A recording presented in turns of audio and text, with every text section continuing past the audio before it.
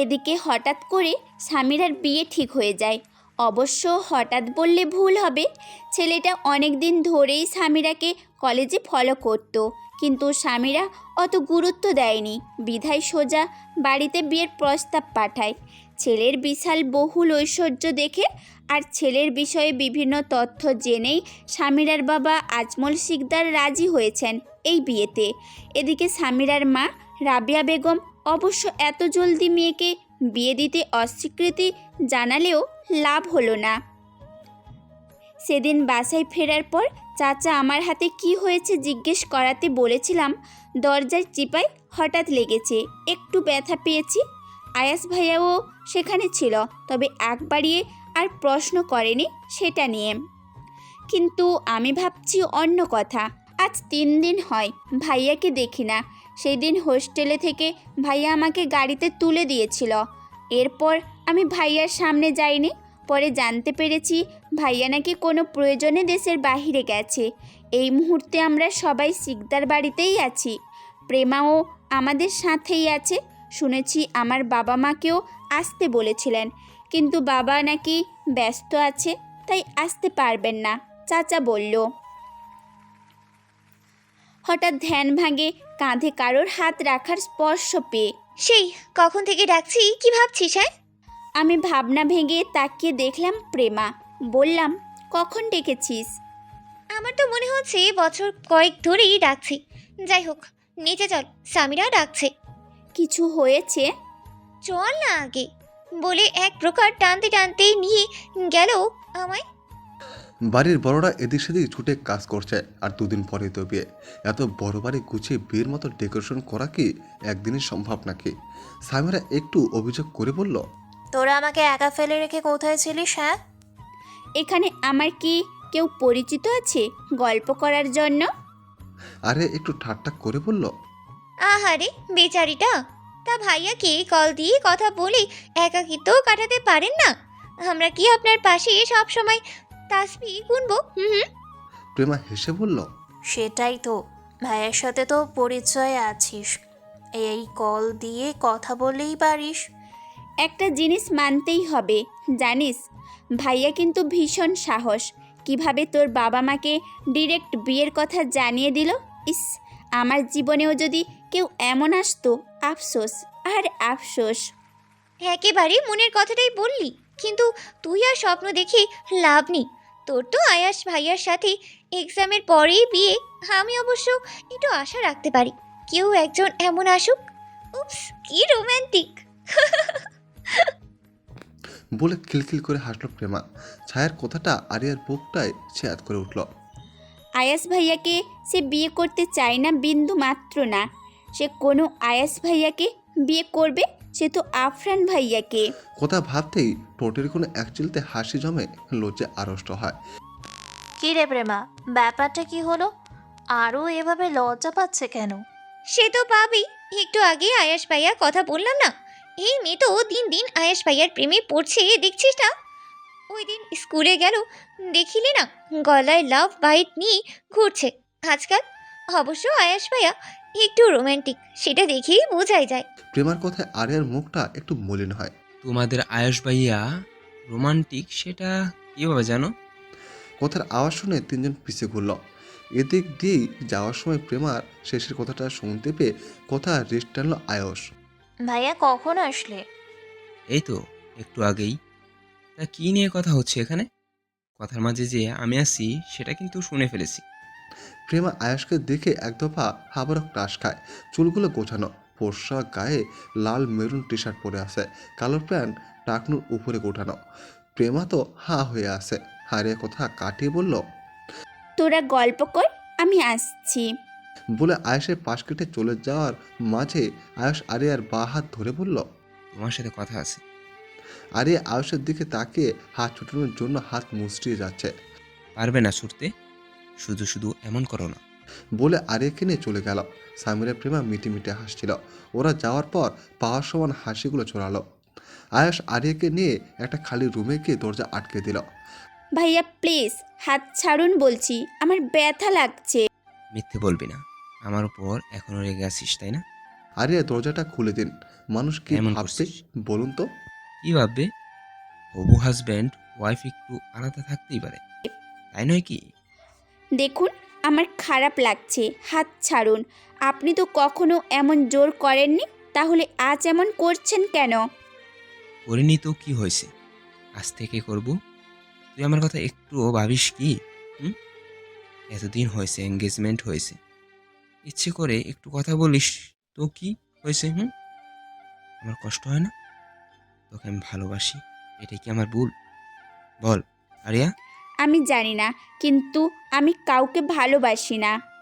আয়স আরিয়ার হাত ছেড়ে বাহু শক্ত করে ধরে বলল, কেন আসিস না? আমি কি তোকে কোনো কিছুতে কিছু বলি?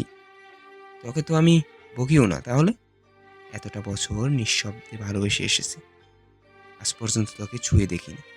আমার ভালোবাসা তোর চোখে লাগে না? কি করছেন কি? ছাড়ুন বলছি, আমার ব্যথা লাগছে খুব। আয়স এবার আরিয়াকে ছেড়ে দেয়। আমাকে ছোবেন না বলে দিলাম। আমার ভালো লাগে না অন্য কেউ আমায় ছুলে, অন্য কারোর স্পর্শ আমার অস্বস্তি হয়। আয়স আরিয়ার দিকে তাকিয়ে রইল অসহায়ের মতো। এতটা ভালোবেসেও তার মন ছুঁতে পারল না। সামান্য স্বাভাবিক ছোঁয়াটাকে এত কিছু মনে করেছে। আজ আয়সের ধৈর্যের বাঁধ ভেঙেছে, তাই তো চলতে পানি পড়ছে। আরে ভাইয়া, এভাবে কাঁদছেন কেন? আমি তেমন কিছুই বলিনি তো। কাঁদবেন না আপনি। আয়েশ হঠাৎ করে আরিয়াকে জড়িয়ে ধরে বলে, প্লিজ আরিয়া, আমাকে ফিরে দিস না, আমি বড্ড ভালোবাসি তো। আরিয়া কিছু বলার মতো আর সাহস পেল না। ছেলে হয়ে চোখে জল সত্যি বেমানা।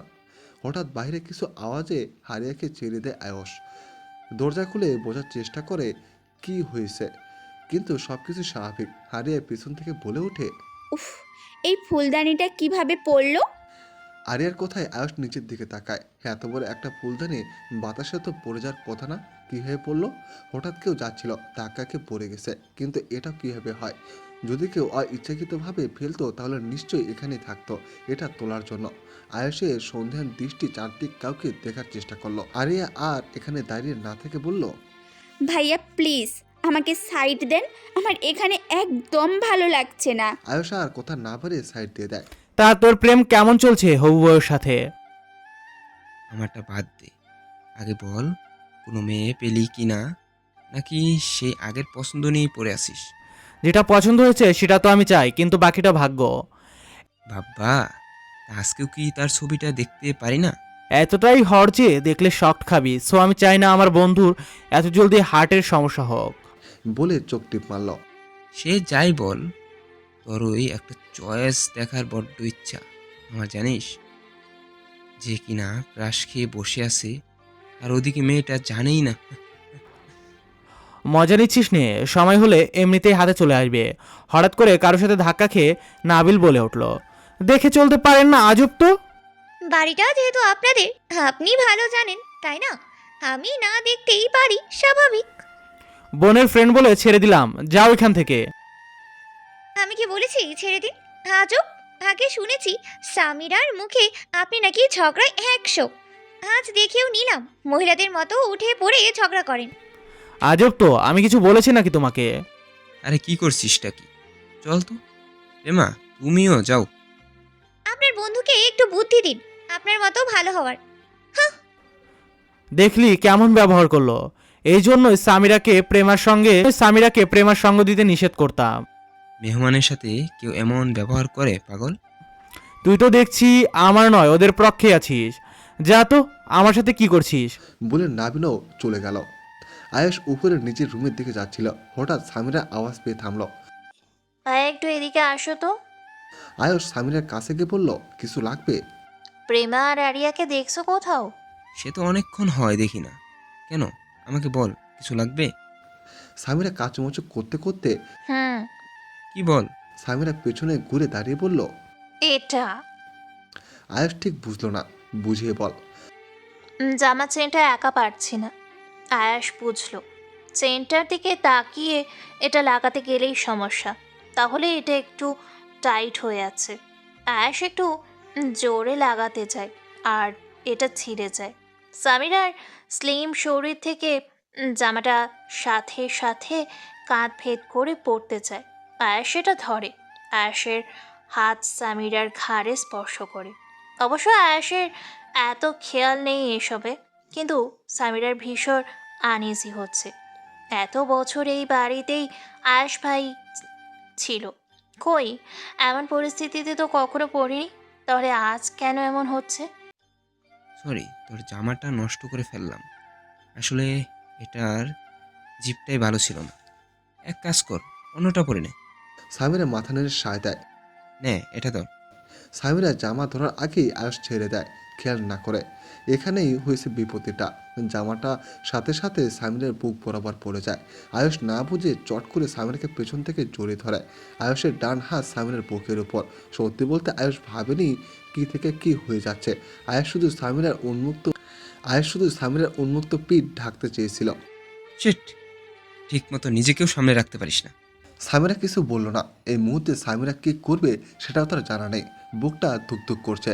আয়ুষ হয়তো এতক্ষণে বুঝছে ব্যাপারটা। কোমল কণ্ঠে বলল, কি করবো বল, ইচ্ছে করে। সামিরা আয়ুষের কথা শেষ করতে না দিয়ে বলল, প্লিজ হাতটা সরাও। আয়ুষ টুপ করে হাতটা সরিয়ে নেয়। এতে হয় আর এক বিপত্তি। জামাটা এতক্ষণ যেই টানাপুরোর কাঁধের সাইড অবধি ছিল, এখন কোথায় আছে সেটা বুঝবার ক্ষমতা আমার নেই। আয়ুষ চোখ দুটো অফ করে বিরক্তি নিয়ে বলল। Damn it. সামিরা চুপ, হ্যাঁ একদম কিছু বলছে না। আয়ুষ পরিস্থিতি কি হতে পারে কেউ দেখলে সেটা আজ করতে পারছে, কিন্তু কিছু করার নেই। দ্রুত করে ডান হাতে সামিরার জামার সাইড খুঁজছে। এতেও তার হাত কোথা থেকে কোথায় যাচ্ছে নিজেও জানে না। সামিরা বারবার কেঁপে উঠছে। সামিরা এই অনুভূতির ঢেউ সামলাতে না পেরে আচমকে সামনের দিকে ফিরে আয়ুষের টি শার্টের গলায় দুদিকে খামচে ধরে।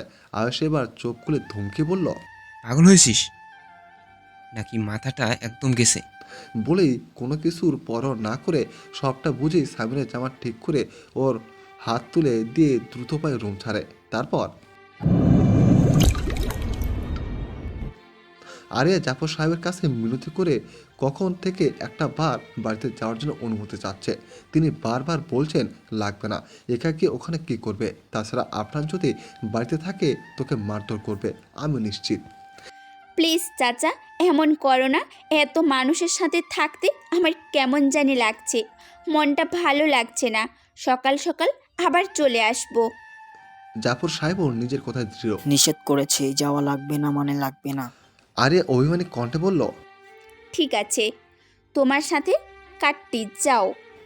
জাফর এই মিনতি কীভাবে ফেলতে পারেন, তাই তো বাধ্য হয়ে বলল, আচ্ছা মুশকিলে ফেলেছিস তো, ঠিক আছে যা, আমি আয়েশকে বলে দিচ্ছি নিয়ে যাবে। আয়াস ভাইয়ার সাথে যাব না, আমাকে ড্রাইভার কাকুর সাথে পাঠিয়ে দাও, তাতেই চলবে। ঠিক আছে। আরিয়া খুশিতে জাফরকে একবার জড়িয়ে ধরে। শোন, খালি বাড়ি ভয় পেলে আমাকে জানাস, ঠিক আছে? ওকে। ওই বজ্জাতটা থাকে, তবে ওর সামনে যাস না, ঠিক আছে? বজ্জাত বলে কাকে বুঝিয়েছে ভালো করে বুঝতে পারছে, কিন্তু তার মিস্টার মাফিয়া মোটেও বজ্জাত নয়, সেটা কেউ না জানলেও সে জানে ভালো করে। আচ্ছা চাচা, গেলাম আমি। বলে আরিয়া জায়গা ছাড়ল। রাত প্রায় 11টার উপরে বাজতে রাত প্রায় 11টার উপরে বাজবে হয়তো। আরিয়া বাড়িতে ঢুকে প্রথমেই আফরানের রুমে গিয়ে দরজা হালকা ঠেলে উকি মারে। না, তার মিস্টার মাফে এখনও আসেনি। মূলত এটা দেখার জন্য বাড়িতে আসা। সাথে সাথে মনটা খারাপ হয়ে গেল আফরানকে না পেয়ে। নিজের রুমে যাওয়ার পথে ছাদ থেকে কিছু আওয়াজ শুনতে পেল। আরিয়া ভয়ে ঢুকিল, এই বুঝি ভূত এসে তাকে নিয়ে যাবে। আবারও কিছু ভাঙার আওয়াজ পেল। আচ্ছা ছাদে কি আচ্ছা ছাদে কি কেউ আছে? এত আওয়াজ কিসের হচ্ছে? চোর ঢুকুনি তো আবার। হারিয়া পা টিপে টিপে সিঁড়ি বেয়ে উঠতে লাগলো। ছাদের দরজার কাছে গিয়ে উকি দিল, কাউকে দেখতে পেল না। দরজা খুলে ছাদে ঢুকে বা সাইডে গিয়ে চোখ আটকালো। ছাদের উপর যে কাঁচের টেবিলটা ছিল সেটা ভেঙে টুকরো টুকরো কাঁচগুলো চারদিকে ছিটিয়ে আসে। কাঁচের উপরে টিপ টিপ রক্ত।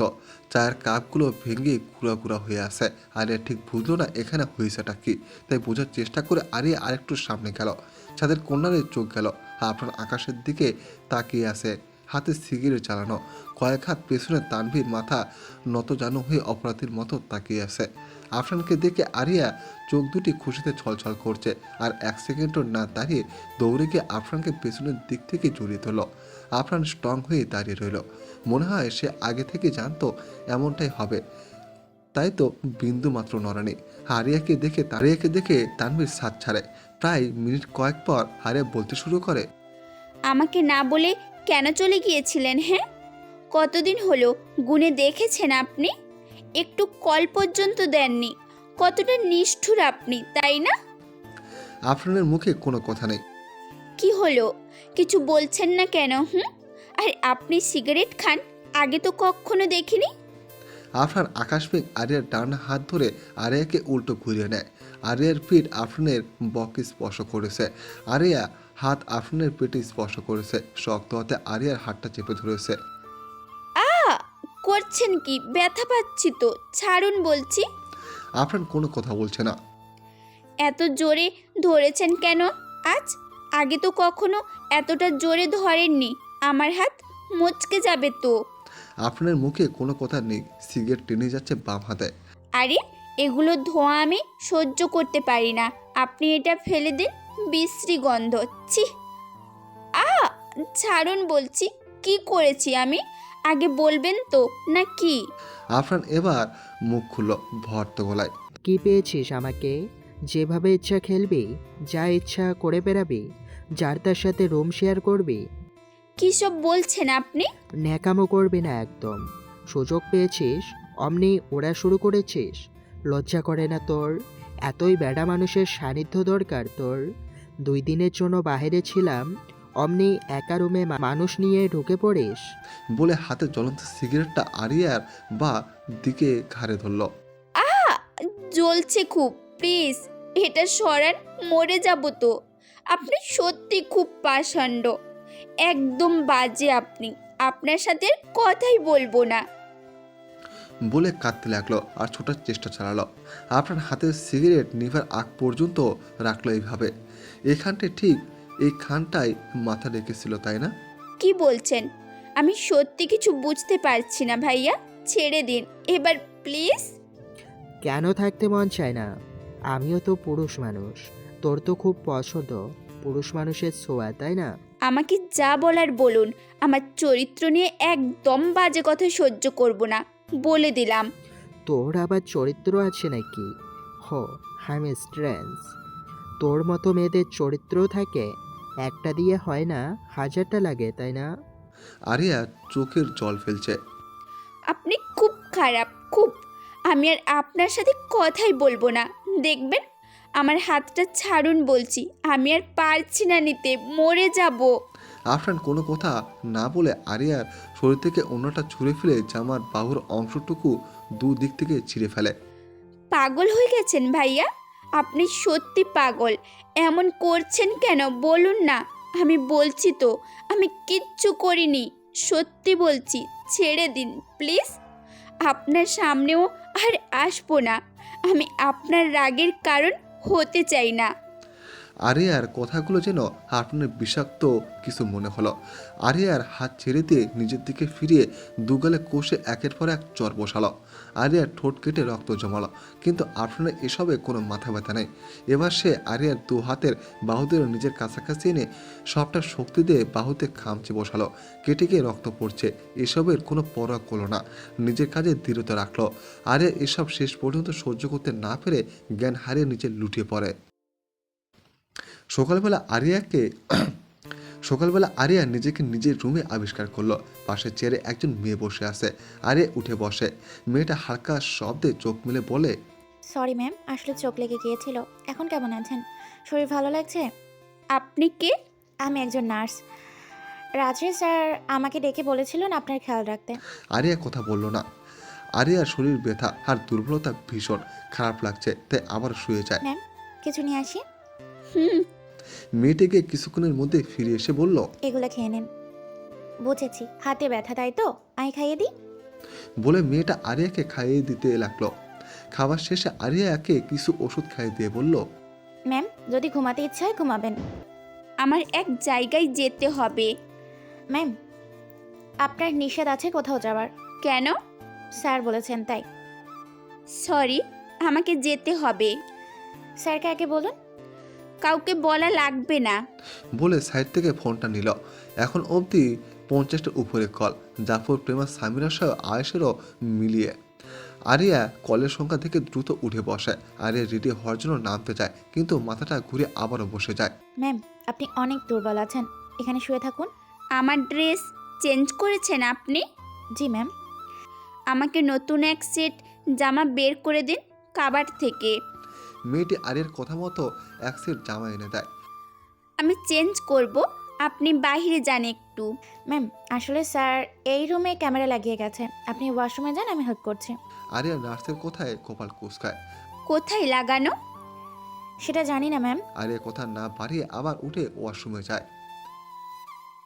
আরিয়া নার্সের সাথে জোরাজোরি করে গেট অবধি গিয়ে ভয়ে দু কদম পিছিয়ে যায়। সামনে আফরান পকেটে দু হাত গুজে সামনে এগোচ্ছে, তবু নিজেকে একটু সাহসী বানিয়ে বলতে লাগলো, দেখুন মিস্টার আফরান, আমি আপনার কথা শুনতে বাধ্য নই। আমি ভুলে গিয়েছিলাম আপনি একজন মাফিয়া। আমায় ক্ষমা করুন, আমি আপনার সাথে আর থাকতে চাই না। আপনার ইচ্ছে হলে অন্য কোনো মেয়ের সাথে রিলেশনে যেতে পারেন। বলে পাশ কাটাতে চায়। আফরান সাথে সাথে এক হাত পকেট থেকে বের করে আরিয়ার হাত ধরে নিয়ে সামনে এনে কপাল কুঁচকায়। আরিয়া ভয়ে ঢুক গিলে কদম কদম পিছিয়ে যায়।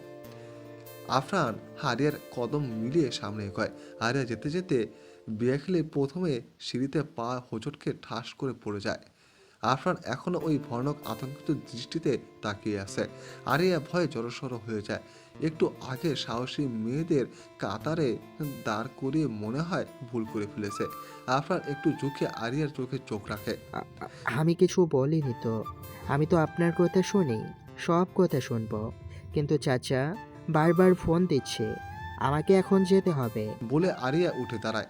আফরান নার্সকে দু আঙ্গুল ইশারা করে চলে যেতে আফরান কর্কশ গলায় বলল, আবারও মার খাওয়ার ইচ্ছে হচ্ছে নাকি বল? আমার হাত কিন্তু একদম স্ট্রং। বলে শার্টের হাতা ফ্লোট করতে লাগলো। প্লিজ আজকে মারবেন না, যেতে দিন আমায়। আমি আপনার সাথে থাকতে চাই না। আফরানের শান্ত মস্তিষ্কটাকে মনে হলো আরিয়া বিগড়ে দিচ্ছে। আমাকে রাগাস না বলে দিলাম, না হলে কি হবে তোর জানা আছে নিশ্চয়। তার জন্যই তো বললাম, আমি আপনার সাথে থাকলে শুধু মাথা গরম হবে, রাগ হবে। তার চেয়ে না থাকাই ভালো। আফরান এই মুহূর্তে রাখতে চাচ্ছে না। চোখ বন্ধ করে দীর্ঘ শ্বাস ছেড়ে রাগ কন্ট্রোল করার চেষ্টা করলো। আরিয়া তার মধ্যে উধাও। আফরান চোখ খুলে আরিয়াকে দেখতে না পেয়ে কপালের রগগুলো মুহূর্তে ভেসে উঠল। তারপর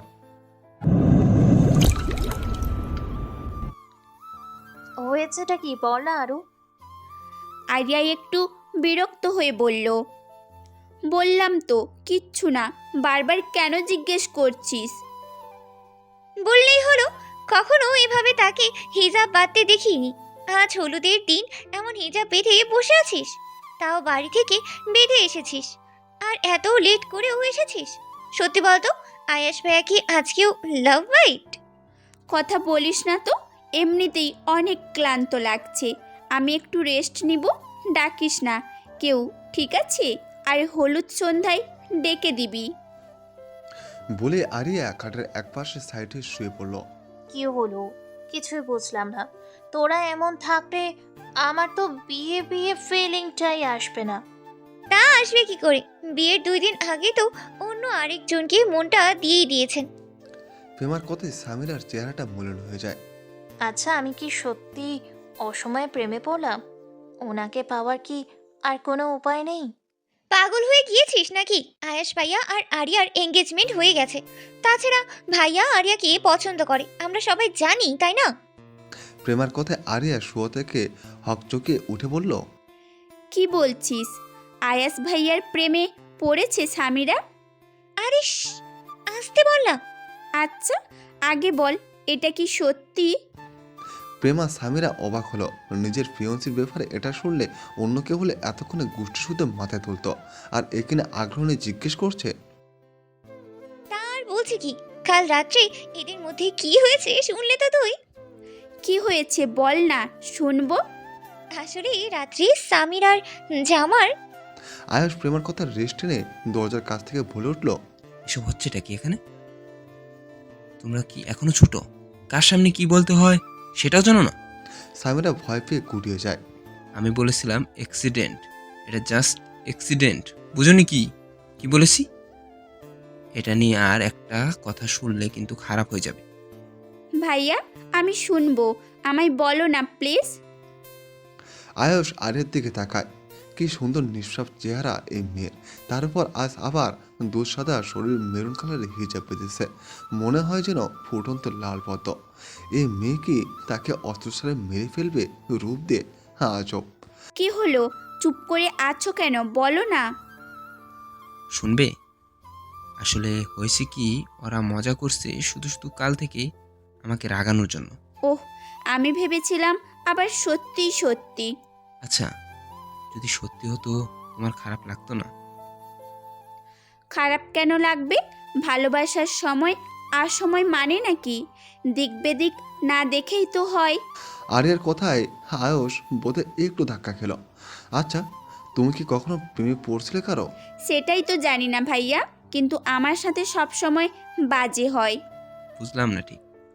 কিচ্ছু না, আমাকে কেউ বুঝবে না, কোনো দিনও না। আরিয়ার কথায় রেস্ট টেনে কেউ পেছন থেকে বলে উঠল। ঠিক আছে, আমি বুঝিয়ে দিচ্ছি। কারো খাপসারা কথার শান্ত কণ্ঠ শুনে সবাই পেছনে তাকালো। আফরান দুহাত পকেটে গুজে দাঁড়িয়ে আছে, পরনে প্রতিদিনের মতো কোট প্যান্টটাই। আয়ুষ আফরানকে দেখে বোধহয় নাকশ হলো। প্রেমা সামিরা অবাক। এখানে আফরানের ভাইয়া ওর বিয়েতে আসবে, যা কল্পনার বাইরে ছিল। প্রেমা সামিরা বসা থেকে উঠে দাঁড়িয়ে গেল। ভাইয়া আপনি সত্যিই এসেছেন? বিশ্বাস হচ্ছে না। বসো না এখানে। সোফা দেখে ইশারা করে কথাটা বলল সামিরা। আফরান কারো দিকে না তাকিয়ে সোজা আরিয়ার সামনে আসলো। আরিয়া থরথর করে কাঁপছে। সকালের জন্য নিশ্চিত আবার কপালে দুঃখ আছে। আমি আমি কিচ্ছু করিনি, সত্যি বলছি। আমি চাচা মানে স্বামীরা আমাকে আসতে মানে আসলে। আরিয়ার অগোছালো কথাগুলো সবাই খেয়াল করেছে। প্রেমা সামিরাকে ফিসফিস করে বলছে। এমন হ্যান্ডসাম একটা লোক মাফিয়া কিভাবে হলো সেটাই বুঝি না, আজও। সামিরা প্রেমার কানের কাছে এসে বলল। এসব ছাড়, নিজের গাল সামলা। আগে যদি ভুলে আমাদের গালেও চর পড়ে, মান সম্মান। আরে কি বলছিস? আমাদের কেন মারবে? ভাইয়ার গালে হয়তো পড়বে, কিন্তু আমরা তো শুনেছিলাম ভাইয়া দেশের বাইরে গিয়েছে। তাহলে কখন আসলো? হুম হুম। এইসব ভাবনা বন্ধ কর, আর বাকি সেন দেখ। আয়ুষ আফরানের কাছে এসে বলল। এখানে আসার পারমিশন তোকে কে দিয়েছে? আফরান আরিয়ার দিকে তাকিয়ে বাঁকা এসে আয়ুষের উত্তর বলল।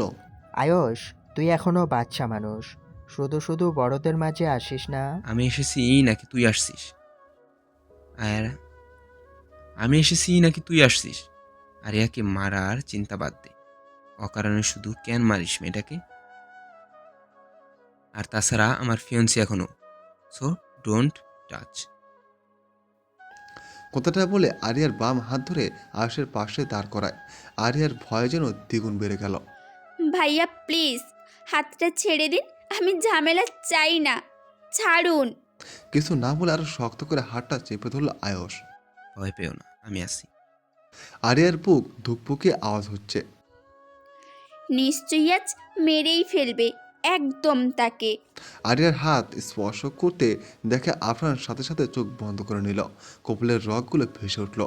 দু হাত মুঠি করে নিজেকে স্থির রাখার বেতার চেষ্টা চালালো। আরিয়া আফরানের অবস্থা দেখে ভয়ে চোখ দিয়ে পানি ফেলে আয়েশকে উদ্দেশ্য করে বলল। প্লিজ ওয়ান রিকোয়েস্ট, আমার হাতটা ছাড়ুন। আরিয়ার চোখে ভয়ের আভা সংযুক্ত। জল দেখে আয়ুষ ঠিক থাকতে পারল না। আরিয়ার হাত ছেড়ে দিয়ে আফরানকে উদ্দেশ্য করে বলল। দেখ তোকে কতটা ভয় পায় মেয়েটা, তোকে দেখেই ভয়ে কান্না করে দিছে, তবু তুই ওর পিছে লেগে থাকিস। ওয়াই? ও কি করেছে তোর বলতো? আফরান এবার চোখ খুলে তাকায়। চোখ দুটি লাল হয়ে আছে। হয়তো আয়েশকে এখনই কিছু করে ফেলবে দেখে বোঝা যাচ্ছে। কিন্তু এক সেকেন্ডও দেরি না করে আফরানের রাগের বহিঃপ্রকাশ ঘটায় আগেই হারিয়ে ধপাস করে সবার সামনে আফরানকে জড়িয়ে ধরে। আকস্মিক ঘটনায় সবাই স্তব্ধ। কি হলো কারোই বোধগম্য হলো না। প্রেমা সামিরার চোখ দুটি গোল গোল রসগোল্লা হয়ে আছে। রিয়েলি এটা কি সত্যি? আরিয়া আফরানকে জড়িয়ে ধরে চোখ বন্ধ করে দুবার একটু বড় করে নিঃশ্বাস ফেলে বলতে লাগলো।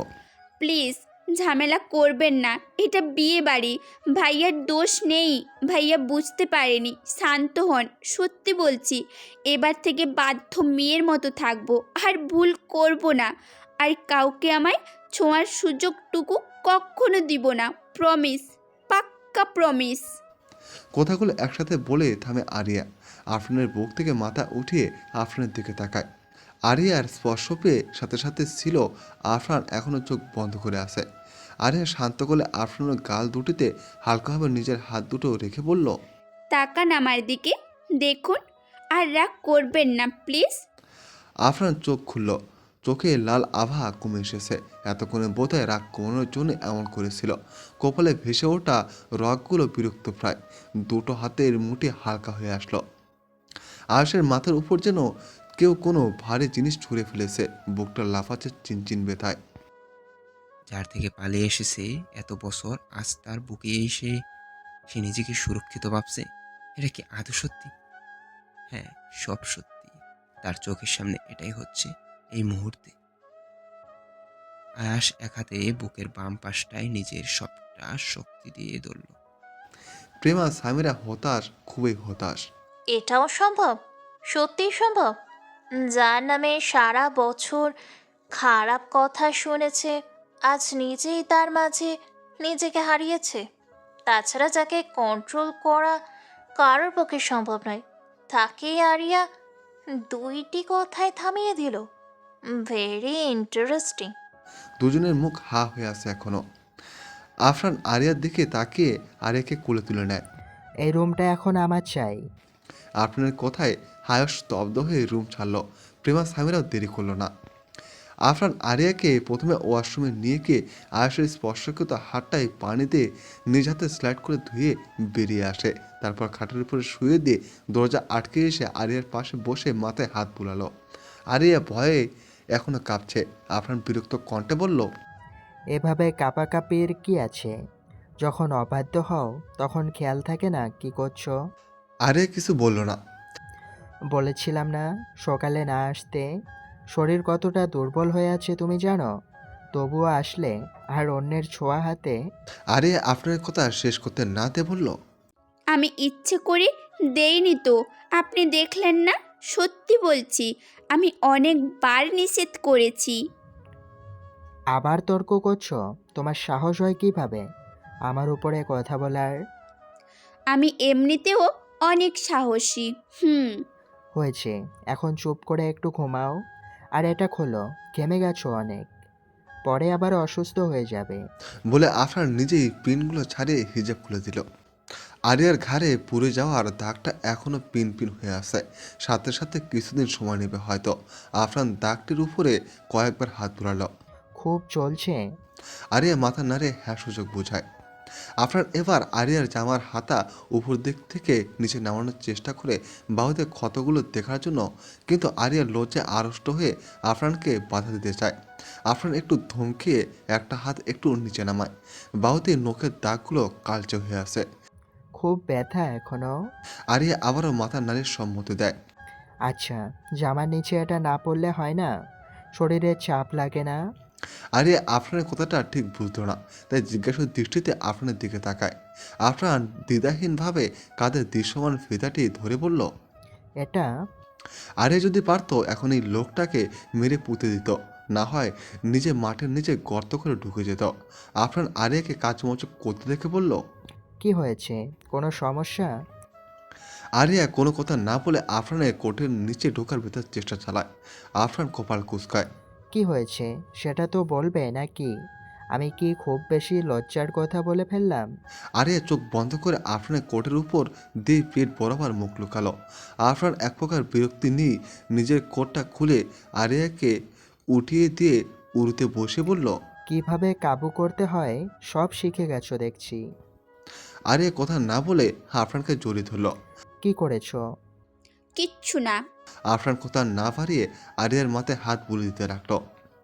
এই শোনো না, প্রতিদিন ভালোবাসার নতুন নতুন গল্প পেতে ও শুনতে চাইলে আমাদের আলোর ডায়েরি চ্যানেলটি সাবস্ক্রাইব করে পাশে থাকা বেল আইকনটি বাজিয়ে দিও, কেমন?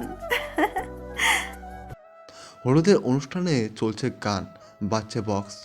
নাচের জন্য ছেলে পুলে আনা হয়েছে। সামনের স্টেজে বসে আছে, পাশে প্রেমা আছে।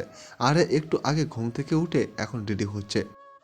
সবাই তো শাড়ি পরেছে, কিন্তু আমার ভাগ্যটাই খারাপ যে শাড়ি কিনেও পরতে পারছি না, শুধুমাত্র ওই মাফিয়াটার জন্য। সব দোষ ওই মাফিয়ার। কিছু হলেই মারতে হবে, কিছু হলেই আঘাত করতে হবে। সারা শরীরটাই আঘাতের চিহ্ন করে দিয়েছে।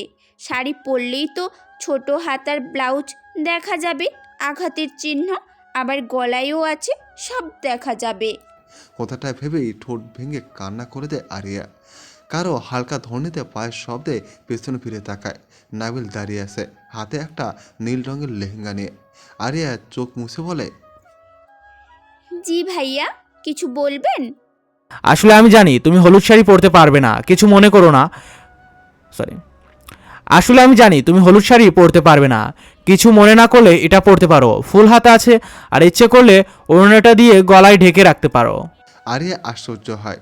উনি কিভাবে জানলেন? নাবিল হেসে বলল, আরে এভাবে তাকিয়ে আছো কেন? বোনের বিয়ে কার কিভাবে সমস্যা হচ্ছে সবটাই তো দেখতে হবে, তাই না? আমার নতুন ড্রেস আছে, এটা লাগবে না, অন্যটা পরে নেব। কেউ কিছু দিলে ওটা গ্রহণ করতে হয়, জানো না? লে খাটের উপর লেহেঙ্গাটা রেখে দিয়ে রুম থেকে বেরিয়ে যায় নাবিল। খাটের উপর লেহেঙ্গাটা রেখে দিয়ে রুম থেকে বেরিয়ে যায় নাবিল। আরিয়া আর কিছু না ভেবে এটা পরেই নেয়। হালকা মেকআপ করে নেয়। আয়নাতে নিজেকে একবার দেখে নিয়ে লোচে লাল হয়। দ্বিতীয়বার তাকানোর ফুরসত হয়নি আর। আরিয়াকে সিঁড়ি বেয়ে নামতে দেখে সবাই ওইদিকে তাকিয়ে রয় হা করে। বড়রাও তাকিয়ে আছে। লাল নীল বিভিন্ন কালারের লাইটের মাঝে সাদা ফোকাস বাতিটা এই মুহূর্তে তার উপরেই আছে। সবার দৃষ্টি আরিয়ার দিকে। বিষয়টা বুঝতে পেরে কাচুমাচু করছে কিছুটা। নীল ড্রেসে আরিয়াকে পুরো নীল পরে লাগছে। প্রেমা সামিরাকে বলল, দেখ ডঙ্গি আসছে, হলুদ শাড়ি পরতে ওর নাকি চুলকানি আছে, তাই এটা পরেছে। যাই বলি, সারিয়াকে কিন্তু সত্যি খুব সুন্দর লাগছে।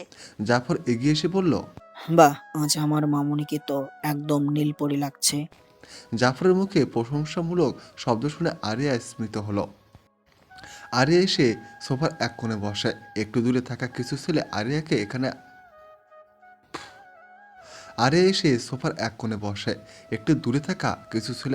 এখানে বসতে দেখে জায়গা থেকে উঠে আরিয়ার পাশে ঘেঁষে বসার চেষ্টা করে। আরিয়া ব্যাপারটা ভালো চোখে দেখেনি, তাই এক মুহূর্ত আর এখানে না বসে উঠে গেল জায়গা থেকে। ছেলে দুটো উঠে আরিয়ার পিছু নিল।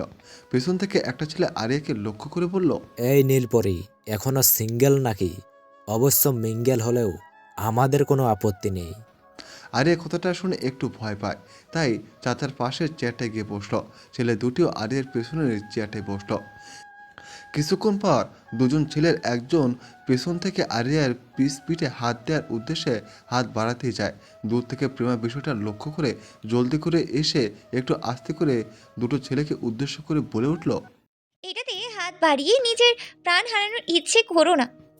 প্রেমাকে পাশে দেখে আরিয়া একটু স্বস্তি পেল যেন। ছেলে দুটির একজন বলে উঠল, এই মেয়ে তুমি কে? কাবাম্মে হাড্ডি হইও না। প্রেমা বিদ্যুৎ হেসে বলল, ভালোর জন্যই বললাম, ভালো লাগেনি? ওকে, দাও হাত। আগে 4-5টা দেখি, তারপর দাও, ওকে? না হলে আগামী 10 মিনিট বেঁচে থাকার নিশ্চয়তা আমি তোদের দিতেই পারছি না। অযথা এদের সাথে কথা কেন বলছিস? তুই জানিস এরা কি করেছে? দেখেছি কখন থেকে পিছু নিচ্ছে, তাই চাচার সাথে এসে বসলাম, কিন্তু চাচাকে বলার সাহস পাচ্ছি না। গানের আওয়াজে চাচা শুনবেও না। ওরা পেছন থেকে তোকে টাচ করার চেষ্টা করছিল, সেটা জানিস? হোয়াট? আমি ওইখান থেকেই দেখছিলাম তোকে। এরাও ফলো করছে তোকে। ঝামেলা করে লাভ নেই, চল অন্য কোথাও যাই। আমি স্টেজে গেলে ভাইয়া বকবে জানি, তাই যাচ্ছি না। কোন ভাইয়া? ও আচ্ছা, আমি তো ভুলে গিয়েছিলাম, আপনার মিস্টার মাফিয়া তো আপনার ভাইয়া। দুটি ছেলের একজন ছেলে বলল, তোমরা কিন্তু বাড়াবাড়ি করছো। আর তোমাকে না যেতে বললাম এখান থেকে, যাচ্ছ না কেন? So funny. আচ্ছা, আপনার এখানে কার কি হন? আমার বাবার বন্ধু, বিয়ের কন্যা তথা বউয়ের বাবা। গুড, কিন্তু আপনারা কি জানেন আমরা কারা? বউয়ের বান্ধবী হবে আর কি। গুড, বাট সবটা জানেন না, চুপচাপ থেকেই চলে যান, না হলে পরে আফসোস করবেন। কি করবে তুমি? হ্যাঁ, এটুকু মেয়ে, মুখে এত বড় কথা। আমরা তোমার পিছনে আসিনি, নীলপুরের পিছনে এসেছি। সো তুমি চলে যাও এখান থেকে। জানি, কিন্তু আপনাদের নীলপরি তো বিবাহিত। আরিয়া অবাক হয়, বা সে চুপ করে দেখছে। প্রেমা হয়তো পিছু ছাড়ানোর জন্যই বলছে তাই। প্রেমা কিছুটা বিরক্তি নিয়ে শেষে জাফর চাচাকে ডেকে বলল। জাফর প্রেমার আওয়াজ পেয়ে এদিকে ফিরে বলল, কি হয়েছে এখানে? তোমাদেরকে তো ভদ্র ঘরের সন্তান মনে হয়, এখান থেকে চলে যাও। ছেলে দুটি অপমান বোধ করে চেয়ার ছাড়ে। জাফর হেসে বলল, কোনো সমস্যা হলে জানিও মামনি। আরিয়া মাথা নাড়ল। রাত অনেকটাই হয়ে গেছে, এখনো অনুষ্ঠান চলছে। সামির স্টেজ ছেড়েছে, ওখানে বসে থাকতে ভালো লাগছে না। কিন্তু এসেও শান্তি পেল না। মা খালামুনের ডেকে নিয়ে গেল এখন হলুদ দ্বীপে। হই হুল্লোড় সব রকম মজার মধ্যে শেষ করলো হলুদ লাগানো শেষ করে সামিরাকে গোসলে পাঠালো। সামিরা ঘরে গিয়ে চমকে ওঠে। আয়ুষ হাত পা ছেড়ে দিয়ে ঘুমিয়ে আসে। প্রতিটা রুমে রুমে মানুষ হয়তো খালি না পেয়ে এখানে শুয়েছে। আয়ুষ এত বছর ধরে এই বাড়িতে আসে, কখনো অন্য নজরে তো সামিরা তাকে দেখেনি। তাহলে এই 2 দিন ধরে কি হয়েছে কি তার? হঠাৎ করেই দুপুরের কথা মনে পড়ে। আরিয়া, আরফান যে একে অপরকে ভালোবাসে এতে কোনো সন্দেহ নেই, কিন্তু অবাক করার বিষয় হচ্ছে আরফান ভাইয়াও কারোর প্রেমে পড়েছে সেটাই। কিন্তু আয়াস ভাইয়া তো সেই কত বছর ধরে আরিয়ার অপেক্ষায়। আচ্ছা, ওনার কি কষ্ট হচ্ছে না? হবেই তো, এত বছরের ভালোবাসা হারালে কে না কষ্ট পাবে। তাই তো সারাদিন তার দেখা পায়নি। বাড়িতে যে ছিল না সেটা সামিরা বুঝতে পেরেছিল, কারণ বিকেলবেলা সারা বাড়ি খুঁজেছিল এক পলক দেখার আশায়, কিন্তু পায়নি। কিন্তু কখন আসলেন তিনি? এসে অনুষ্ঠানে যায়নি কেন? থাক, আর কিছু এখন না ভাবে। কি অবস্থা হয়ে আছে শরীরে, গোসলে যাই বলে কভার থেকে ড্রেস নিয়ে ওয়াশরুমে চলে গেল। সুন্দরী, কি করবে বলো? এখন কে বাঁচাবে তোমায়? আরিয়া সোফায় বসে জোসটা হাতে নিয়েছিল। প্রেমা একটু আগে উপরে গেছে, আমাকে বসতে বলল। আপাতত মানুষ কমে এসেছে, এখানে চাচাও নেই, আছে কয়েকজন মুরব্বী মহিলারা। তাও সবাই নিজের মতো ব্যস্ত, হাতে হাতে কাজ করছে। উপরে জায়গা নেই, একটা রুমেও খালি নেই। প্রেমা সেই ব্যবস্থা করতে গিয়েছে। আরিয়া সোফায় বসে জুসটা হাতে নিয়েছিল। আরিয়া ভয়ে সোফা থেকে উঠে গেল। পেছন থেকে একটা ছেলে আরিয়ার ওড়না ধরে ধীরে ধীরে পেছাতে লাগলো। আরিয়া কাঁপা গলায়, দেখুন, আপনারা ভুল করছেন, আমি কিন্তু চেঁচাবো। আমরা জানি তোমার চেঁচানোর মতো সাহস নেই সোনা। আমি আবারও বলছি, ভুল করছেন। আমার বয়ফ্রেন্ড যদি দেখে এভাবে আপনাদেরকে মেরে ফেলবে। ছেলে দুটি বিদ্যুৎ হেসে বলে, তার মানে তুমি বিবাহিত নও? গুড। আচ্ছা শোনো, তুমি যেহেতু বিবাহিত নও, তোমার বাড়িতে বিয়ের প্রস্তাব পাঠানোই যায়, তাই না? আরিয়া কাঁপছে, ভয়ে চারদিকে দেখছে। আজ ভীষণ করে কাউকে খুঁজছে। আমার ওড়নাটা ছাড়ুন, নয়তো আপনাদের সমস্যা হয়ে যাবে। নিজেরা তো মরবেন, আমাকেও মার খাওয়াবেন। আরিয়ার কথা রেস্ট টেনে কেউ বলল, গুড, সবটা আগেই বুঝে নেওয়ার জন্য। কালারিং বাতির জন্য চেয়ারে স্পষ্ট না হলেও আওয়াজ শুনে আরিয়া স্বস্তির নিঃশ্বাস ফেলে। কিন্তু মুহূর্তে আবার আরেকটা ভয়ে আরিয়ার শরীর কাঁপে। নিশ্চয়ই আজকেও কপালে মায়ের আছে ভেবেই বলে উঠল, বিশ্বাস করুন, আমি এখানে চুপচাপ বসেছিলাম, শুধু কিচ্ছু করিনি। পাশে থাকা ছেলে দুটি দাঁড়িয়ে বলল, এই সালা, মাঝখান থেকে কোথা থেকে আসলি? যত সব আজাইরা পেঁচাল। মালটার যখনই একলা পাই তখনই একটার পর একটা জুটে। আফরান হেসে বলে, ভাই বিশ্বাস কর, মালটা একদম হ্যাপি। টেস্ট করে দেখতে পারিস, আমিও করেছিলাম। কিন্তু কি জানিস, ভিটামিন ছাড়া তো তাই একটু কম মিষ্টি। আফরানের কথার ঠিক একটু আগেই গান বক্স অফ করায় পুরো রুমে তার আওয়াজ আসলো। রুমের লাইট জ্বলে উঠল, এখন সব স্পষ্ট দেখা যাচ্ছে। কী সব বলছেন ভাইয়া? আপনিও এদের মতো? ছেলে দুটি আফরানকে দেখে চমকে ওঠে। হাত থেকে অন্যটা হালকা হয়ে আসে। পাশের ছেলেটি বলল, বাবা বস, আমরা আরিয়া অবাক হয়। ড্রয়িং রুমে এই মুহূর্তে যারা উপস্থিত সবার দৃষ্টি আফরানের উপর। আফরান এখানে এসেছে যেন স্বপ্নের মতো। কম বেশি এখানে আফরানকে সবাই চেনে, কিন্তু সে যে এখানে আসবে কেউ ভাবেনি। দুপুরে এসেছিল কাজের মধ্যে, কেউ হয়তো খেয়াল করেনি। আফরান পাশের সোফাটায় বসে পায়ের উপর পা রেখে বলল, এভাবে তোতলাচ্ছিস কেন? চল একটা গেম খেলি। তোদের মধ্যে যে আগে টেস্ট করবে মেয়েটা তার, যে প্রথম মেয়েটাকে ছুবে। আফরানের করে আরে এবার ঠোঁট ভেঙে কান্না করে দেয়। আপনি খুব খারাপ মিস্টার মাফিয়া, আপনি সত্যি খুব খারাপ, আপনিও এদের মতো।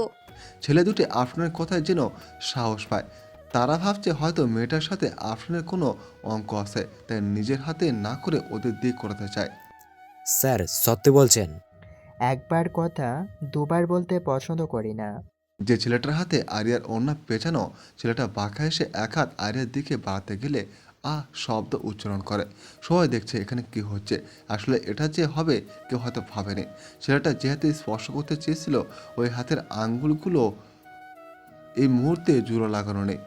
আফরান সোফায় বসে থেকেই কোটের নিচ থেকে ছোট একটা ধারালো ছুরি বের করে ছুঁড়ে মারে। সাথে সাথে ছেলেটার আঙ্গুলগুলো আলাদা হয়ে যায়।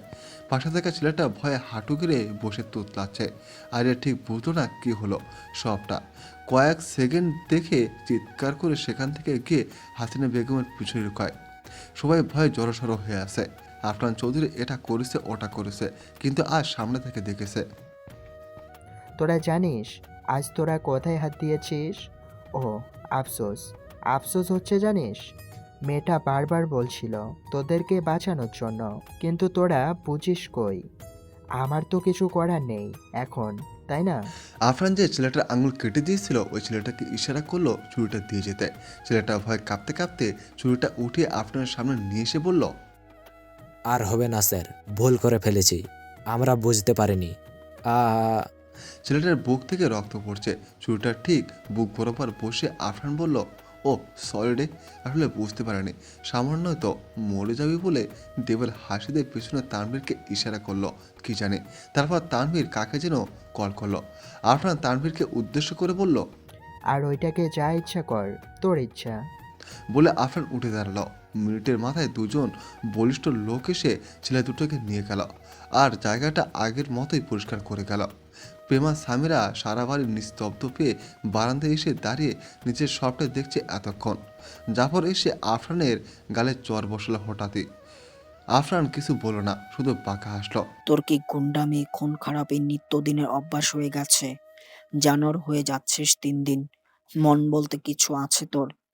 আমি তোকে জন্ম দিয়েছি, এটাই আমার ভুল। তোর মতো ছেলেকে আগেই গলা টিপে মেরে ফেলা উচিত ছিল। তখন যেহেতু মারতে পারোনি, এখন বলে লাভ নেই। তখন তো মারতে নিষেধ করিনি, কিন্তু এখন মারতে পারবে না। আমার বেঁচে থাকাটা ভীষণ জরুরি। বলে আফরান উপরে প্রেমা সামিরার দিকে তাকিয়ে বলল, ওটাকে নিয়ে জ্ঞান ফেরাও, না হলে নিঃশ্বাস আটকে এমনিতেই মারা যাবে। বলে আফরান রুম ছাড়ল। আফরানের কথার মানেটা তখন প্রেমা সামিরা না বুঝলেও খানিক বাদে যখন তারা হুঁশে ফিরে সবার দিকে তাকায় তখন বুঝতে পারে, কারণ আরিয়া সবার পিছে বেহুশে পড়ে আছে। হয়তো চোখের সামনে এমন খুন খারাপই কখনো দেখেনি বিধায়। আয়ুষ ছাদের উপরে দাঁড়িয়ে নিজের সাথে নিজে কথা বলছে। আজ সে নিজের উপর বড্ড অভিযোগ করছে উপরাল্লার কাছে। কেন ভাগ্য এমন? আমরা যেটা ভাবি ঠিক সেটার উল্টো কেন হয়? কেন আমি চেয়েছিলাম তাকে? আমার চাওয়াটাই ভুল, নাকি আমার ভালোবাসাটা? নাকি আমি তাকে ভালোবেসেছি, নাকি আমি তাকে ভালোবাসিনি ঠিক মতো? আমার ভালোবাসাটা কি কম ছিল? তার চোখে কেন পড়িনি আমি? নাকি আমি নিজেই দেখাতে ব্যর্থ হয়েছি? ভাবনার ব্যাঘাত ঘটিয়ে পেছন থেকে হঠাৎ কেউ একজন বলে ওঠে, স্যার আপনার সাথে কিছু কথা বলার ছিল। আয়ুষ পেছনে ফিরে তাকায় দেখে সমবয়সে একজন ছেলে। জি বলুন। আর আপনাকে তো ঠিক চিনলাম না। আমাকে না চিনলেও চলবে, আগে বলুন এদেরকে চিনেন তো? বলে হাতের ফোন থেকে কিছু ছবি দেখালো। আয়ুষ স্বাভাবিক শরীরে সঙ্গে সঙ্গে বিগড়ে যায়, মাথার রক্ত গরম হয়। মুহূর্তে ছেলেটার কলার ধরে বলে, হাউ ডিয়ার ইউ! এগুলো কি? এগুলো আপনার ফোনে কিভাবে আসলো? ননসেন্স। ছেলেটা ভিলেনি হাসি দিয়ে বলে, কুল কুল, ঠান্ডা হন সাহেব, মাত্র তো দেখলাম, কিছুই তো বলিনি এখনো। ওয়ার ইউ, কে আপনি? এভাবে কথা বলছেন কেন? ছবিগুলো কে তুলেছে? ছেলেটা আয়েশের হাত কোলার থেকে ছাড়তে ছাড়াতে বলে, এত উত্তর দিতে পারবো না, আগে শোনেন। আপনার কাছে দুইটা অপশন আছে। এক, আপনি নিজে গিয়ে বিয়ে করতে চাইবেন। দুই, নয়তো ছবিগুলো সবাইকে দেখিয়ে বাধ্য করব বিয়ে করতে। এখন যেটা আমনের মনে চাইবো সেইটা বাইছে নিতে পারেন। আয়ুষ হাতের তর্জনী আঙুলটা লোকটার চোখের সামনে ধরে বলল, হাউ ডিয়ার ইউ! এত সাহস হয় কিভাবে আপনার? ভদ্রভাবে কথা বলুন, আমার বোন হয়। ছেলেটা আয়েশের আঙুল নিচে নামিয়ে দিয়ে বলল, সাহসের কথা কইবেন না একদম। আমি গেলাম, আপনার দুইটা অপশন থেকে একটা বেছে নিতে হবে। আমি মনে করি প্রথমটাই বেছে নিবেন, দ্বিতীয়টা সম্মানে লাগবে। আপনার পাতা বোনের দিকে সমাজ আঙুল তুলবে। বলে লোকটা হেলতে দুলতে গান গাইতে গাইতে ছাদ থেকে চলে গেল। আয়েশের মাথার উপর দিয়ে সবটা গেল। সেদিন তো বাইরে কেউ ছিল না, কখন? নাকি আমি দেখিনি? কি করবো আমি? এটা কিভাবে সম্ভব? ওর তো আজ বিয়ে। মাথায় কাজ করছে না কিছু। একটু পর আননোন নাম্বার থেকে মেসেজ এলো। আয়েশ চেক করে ওই ছবিগুলো তার কাছে পাঠানো হয়েছে। আয়েশের মাথা পাগল হয়ে যাচ্ছে, কি হচ্ছে এসব? কারা এরা? পিছিয়ে এভাবে কেন লেগেছে? এসব করে ওদের লাভ কি? সামিরাকে পার্লারের মহিলারা সাজিয়ে দিচ্ছে, প্রেমাকেও একটু হালকা মেকআপ করাচ্ছে, কিন্তু আরিয়া বলল নিজ হাতে সাজবে। এত ঘন মেকআপ ওর পছন্দ না। সামিরাকে ভারী লালের মাঝে সাদা পাথরের সাথে হালকা সোনালি জরির লেহেঙ্গা পরানো হয়েছে, বেশ সুন্দর দেখাচ্ছে। আজ বোধহয় সামিরাকে অন্যান্য দিনের থেকে একটু বেশি মোহনীয় লাগছে। প্রেমাও সাদা রঙের ভারী গাউন পরেছে, লেহেঙ্গা ধরে ধরে ঢং করে হাঁটা একদম বিরক্তির উপর বিরক্তি তার কাছে। তাই তো লেহেঙ্গা ছেড়ে গাউন পরেছে, এত কিছু ঝামেলা নেই। আরিয়া কালকের মতো আর পরিস্থিতি চায় না, তাই আজ একদম সাধারণ জামা পরেছে, অ্যাশ কালারের। অবশ্য এটাতেও এই মেয়েকে গর্জিয়াস লাগছে। চুলগুলো ছেড়ে দিয়েছে এক সাইড থেকে, সামনে এনে রেখেছে, নয়তো ঘাড়ের দাগগুলো দৃশ্যমান হয়ে যাবে। বরযাত্রী কখন এসে বসে আছে, তাই সামিরাকে নিচে স্টেজে নেওয়া হয়েছে। বিশাল আয়োজন, বাড়ি ভর্তি মানুষ। স্টেজের চারদিকে চাঁদা, গোলাপি, বেলি, রজনীগন্ধা ফুল দিয়ে সাজানো হয়েছে। প্রেমা আরিয়া আপাতত সেদিকে না গিয়ে একটু দূরে বসে রইল, কারণ এখন নিউ কাপল দেখতে অনেক মানুষ জড়ো হবে, আরও কত রসকস কথা বলবে, যেগুলো প্রেমা আর আরিয়া কারোই পছন্দ না। খারাপ লাগছে জানিস, কিছুক্ষণ পরেই তো সামিরা আমাদের ছেড়েই চলে যাবে। আবার তো কলেজে আসবেই, মন খারাপের কিছু দেখছি না। তবুও তো বিয়ের পরের বেস্ট ফ্রেন্ড আর বিয়ের আগের মাঝে পার্থক্য আছে। তা অবশ্য ঠিক বলেছিস। আরিয়া পাশে দূরত্ব বজায় রেখে নাবিল এসে বসে বলল, দিনটা আসতে মনে হয় আর বেশি দিন নেই। কিসের দিন আসবে?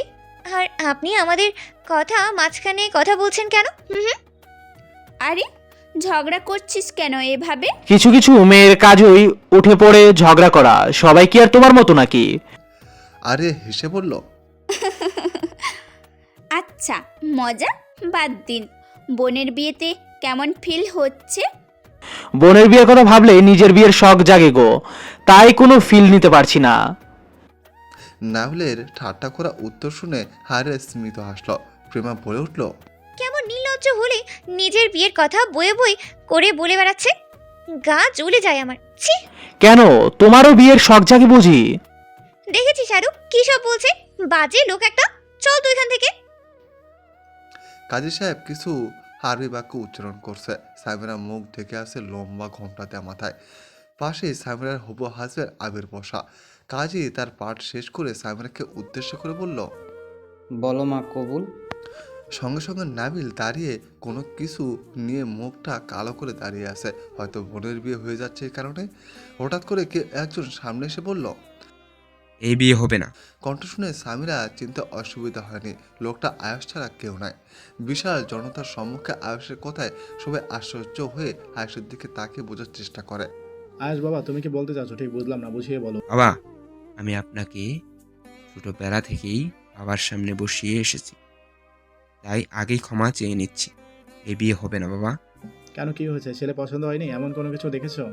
না বাবা, আসলে আমি সামিরাকে ভালোবাসি। আজমল সাহেব যেন আকাশ থেকে পড়লেন, বিস্ময় নিয়ে বললেন, কি বলছো আয়াস? এত বছরও তোমার আর সামিরার মধ্যে কোনো ঘনিষ্ঠ কিছু চোখে পড়েনি তো? এত কিছু জানি না, আমি সামিরাকে ভালোবাসি বাবা। সামিরার এমন একটা সময়ের জন্য মোটো প্রস্তুত ছিল না। এগুলো কি সত্যি সে শুনছে নাকি কল্পনা সব? আবির বসা থেকে উঠে দাঁড়িয়ে বলল, এসব হচ্ছেটা কি এখানে? এটা কি মজা করার জায়গা? আমি মোটেও মজা করছি না, আমরা দুজন দুজনকে ভালোবাসি, বিয়ে করব ব্যাস। আর যা বলছে এগুলো সত্যি? আঙ্কেল, সত্যি মিথ্যা কি এখন যাচাই করার সময়? আমার সাথে সামিরার বিয়ে আজ। আমি অনেক দিন অপেক্ষা করার পর আজকের দিনটা পেয়েছি। তুমি চুপ থাকো, আমি আমার মেয়েকে প্রশ্ন করছি, উত্তর দাও সামিরা। বাবার ধমকে ভয় পেয়ে সামিরা মাথা নেড়ে সম্মতি জানালো। তাহলে আগে বলনি কেন? আমি কি দ্বিমত করতাম? আজমল আয়েশকে থামিয়ে দিয়ে বলল, ব্যাস হয়েছে, আর কিছু শুনতে চাই না। আবিরকে উদ্দেশ্য করে বলল, আমায় ক্ষমা করো বাবা, আসলে আমার মেয়ের সুখের চেয়ে অন্য কিছু বড় নাই। আবির সামিরার বাহু ধরে বলতে লাগলো, তাহলে এতদিন আমায় অপেক্ষায় রাখলে কেন? উত্তর দাও। আগে বললেই তো পারতে, আমি অপেক্ষা করতাম না। মিস্টার আবির, আর হাতটা ছাড়ুন। আর আপনি ওয়ান সাইড ছিলেন, ও তো কখনো আপনাকে ভালোবাসি বলেনি। আবির তেতে উঠে বলল, আপনাকে ঠিক আমি দেখে নেব মিস্টার আয়ুষ চৌধুরী। কথাটা বলে দ্রুত পায়ে ফুসতে ফুসতে তড়িৎ করে স্টেজ ছাড়ল। এই শোনো না, প্রতিদিন ভালোবাসার নতুন নতুন গল্প পেতে ও শুনতে চাইলে আমাদের আলোর ডায়েরি চ্যানেলটি সাবস্ক্রাইব করে পাশে থাকা বেল আইকনটি বাজিয়ে দিও, কেমন? সবকিছুর মধ্যে দিয়ে বিয়েটা কোনো রকমে শেষ হয়, যদিও এতে সামিরার ফ্যামিলির কেউ কোনো রিয়েক্ট করেনি।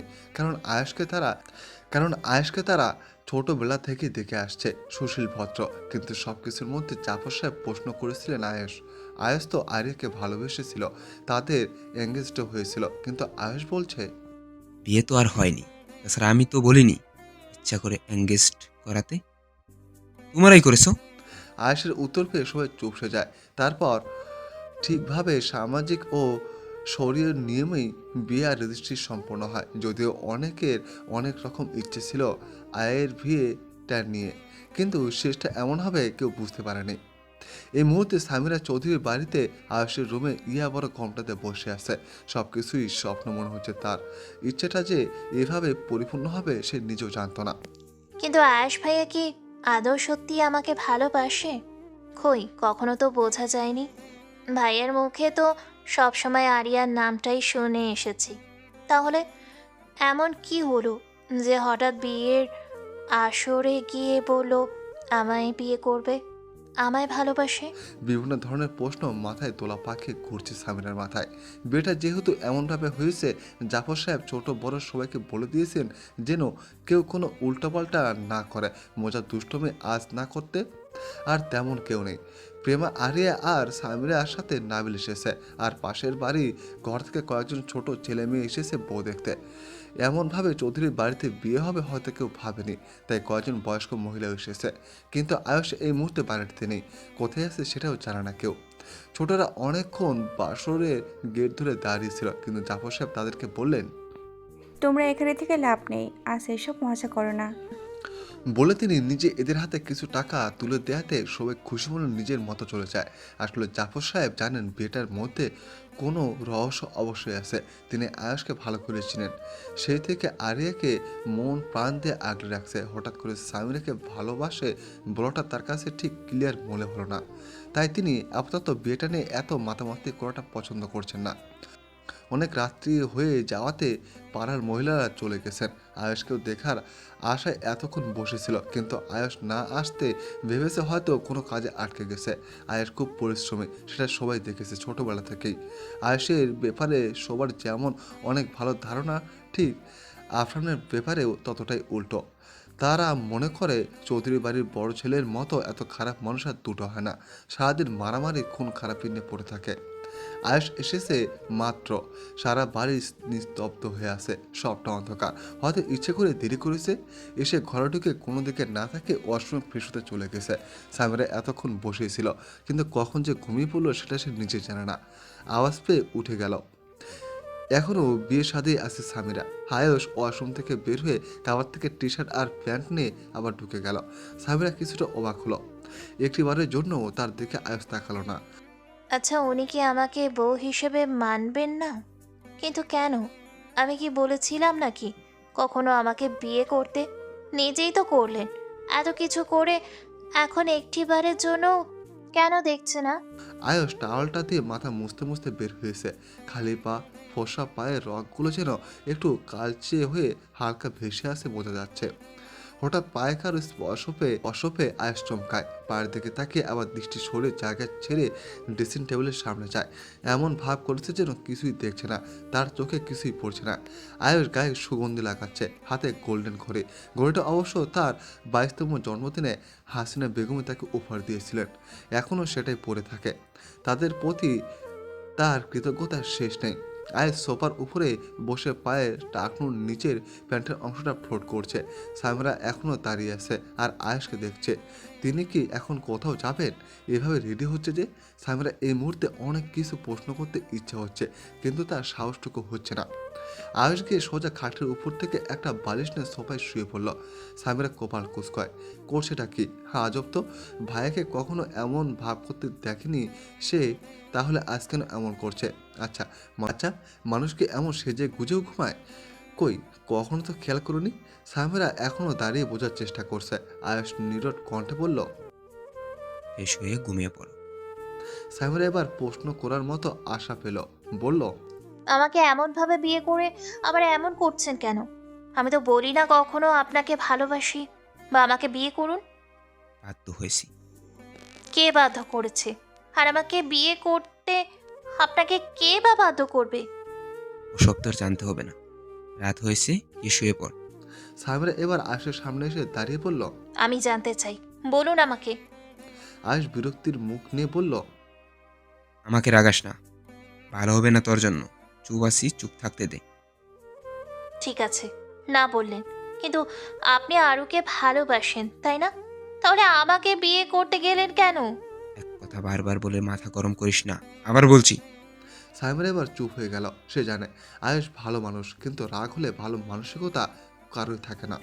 ঠিক আছে, কিচ্ছু জিজ্ঞেস করব না। আপনি খাটে গিয়ে ঘুমান, আমি এখানে ঘুমাতে পারবো। আয়ুষ চোখ বন্ধ করে। কথা বাড়াস না, ফ্রেশ হয়ে যাস। ঘুমানোর আগে লাইট অফ করে দিস। আর তুই লাইট অফ করে ঘুমাতে ভয় পেলে ল্যাম্পটা জ্বালিয়ে নিস। আমি আলোতে ঘুমাতে পারি না। বলে চোখের উপর হাত রাখলো আয়ুষ। সামিরাও কথা না বেড়ে ফ্রেশ হতে চলে গেল। সকালবেলা সবাই বসে আছে খাওয়ার টেবিলে। আরিয়া মাত্র সিঁড়িতে নামছে।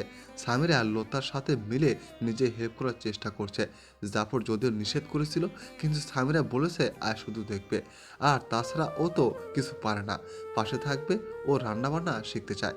জাফর আর কিছু বলেনি, টেবিলে বসে আছে জাফর, আয়ুষ, প্রেমা, নাবিল, সামিরা। আয়ুষের পাশের চেয়ারটায় আর জাফরের পাশেরটায় প্রেমা বসে আছে, পরটায় নাবিল। আরে এসে আয়ুষের পাশের চেয়ারটায় বসলো। প্রেমা হঠাৎ দাঁড়িয়ে বলল, আমি আরুর পাশেই বসবো। বলে উঠে গিয়ে আরিয়ার পাশে বসলো। প্রেমার কথায় জাফর আওয়াজের হাসলেন।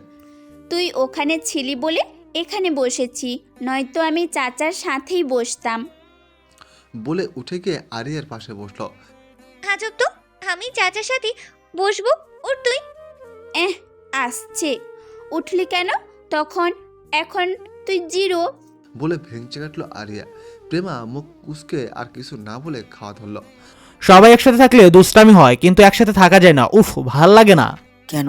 তোমার ইচ্ছা হলে এখানে থাকো, সমস্যা কোথায়? তোমারই তো বাড়ি, আমার আরেকটা ছেলে তো তুমি। তা অবশ্য আঙ্কেল ঠিক বলছেন। এখন তো আয়ুষ সামিরাকেও বাড়িতে থাকবে না, আমি একা চিপায় পড়ে গেলাম আর কি। তাই এখন বেশিরভাগ সময় বোধ হয় আপনার মাথায় চেপে যাবো। জাফর হাসলো। আর সামিরা কথা ছাড়া খাচ্ছে। তা ওদের মুখে কথা নেই কেন? হুম। আরিয়ার কথায় সবাই ওর দিকে জিজ্ঞাসু দৃষ্টিতে তাকালো। নতুন বউ নতুন বরদের কথা বললাম। সামিরা আরিয়ার কথায় কাঁচতে লাগলো। তোর আবার ঝক্কায় ধরলো নাকি? আমার বোন লজ্জায় মরে যাচ্ছে, ছেড়ে দে। সামিরা এবার আরো লজ্জে আড়ষ্ট হলো। আয়ুষ কপাল কুচকায় নাবিলকে। তাই এভাবে কেন দেখছিস? আমাকে ফাঁকি দিয়ে আমার বোনের সাথে কবে থেকে প্রেম করছিলিস? আয়ুষের বোধহয় কথাটা পছন্দ হয়নি, তাই কথা না বাড়িয়ে খাবার ছেড়ে উঠতে গেলেই সামিরার শরীর কুচিতে পা লেগে পড়তে যায়। একেই বলে ভালোবাসার বন্ধন। আমার জীবনে যে কবে এমন বন্ধন হবে।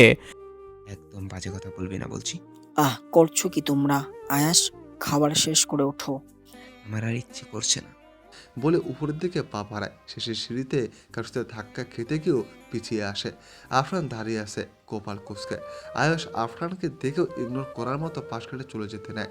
আবার কি ভেবে যেন আফরানের সামনে দাঁড়িয়ে বলে, জিতে গেছিস তাই না? এবার আর শান্তি পেয়েছিস? আফরান কপাল কুঁচকায়। এমন ভাব করছিস যেন কিছুই জানিস না। পুরো গেমটা তুই খেলেছিস তাই না? কি ভেবেছিলিস বুঝবো না কিছু? শোন, যেটা করিস না একদম বাজে ধরনের গেম ছিল, এটার হিসেব তোকে দিতেই হবে। টেবিলে সবার নজর এদিকে তাক করা। সবাই ঠিক বুঝছে না এখানে কি হচ্ছে, আর আফরান যে বাসায় আছে সেটাও কারো জানা নেই। এদের মধ্যে আবার কি ঝামেলা হলো কারো বোঝার বোধগম্য হলো না। আয়ুষ আর কিছু না বলে উপরে চলে গেল। আফরান আয়ুষের কথাগুলোও শুনেও কোনো রিয়েক্ট করলো না। মনে হলো যেন এমনটা হবে সেটা সে জানতো। কিন্তু এই মুহূর্তে আফরানের দৃষ্টি আরিয়ার দিকে। আফরানকে এভাবে তাকিয়ে থাকতে দেখে আরিয়া একটু জোর করেই দায়ের বের করে হাসার ভিতার চেষ্টা চালিয়ে এলো। আফরানকে এভাবে তাকিয়ে থাকতে দেখে আরিয়া একটু জোর করে দাঁত বের করে হাসার ভিতর চেষ্টা চালালো। হাসির থেকে মুখে ভয়ের ছাপটাই বেশি। আফরান এখনো তাকিয়ে আছে।